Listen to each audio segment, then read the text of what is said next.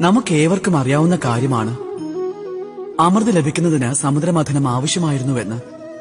പക്ഷെ അതിനു പുറകിലുണ്ടായിരുന്ന പ്രധാന ഉദ്ദേശത്തെ ജനങ്ങൾക്ക് ആർക്കും തന്നെ മനസ്സിലാക്കാനായില്ല. ഇന്ന് ആ പ്രധാന ഉദ്ദേശത്തെ നല്ല രീതിയിൽ തന്നെ ഞാൻ മനസ്സിലാക്കി തരാം. ഞങ്ങളുടെ ജീവിതത്തിൽ ആ അമൃത് ലഭിക്കുന്നതിന് മാർഗം കാട്ടിത്തന്നിരുന്നു മഥനം. അതിനുശേഷമാണ് ഞങ്ങൾ ഏവരും തീരുമാനമെടുക്കുന്നത്. പിന്നീടാണ് സാക്ഷാത്കാരം. അത് ദേവന്മാരും പിന്നെ അസുരന്മാരും ഒരുമിച്ചാണ് നിർവഹിച്ചത്. അതിനുശേഷം ഞങ്ങൾ അതിനുവേണ്ടി പരിശ്രമിച്ചു. വാസുകിയുടെ വായിൽ നിന്ന് വിഷജ്വാല പുറത്തു വന്നിരുന്നു. ആരംഭത്തിലെ തടസ്സങ്ങളിൽ ഒന്നായിരുന്നു അത്. എന്നിട്ട് പോലും ഞങ്ങളുടെ തീരുമാനം ദൃഢമായിരുന്നു.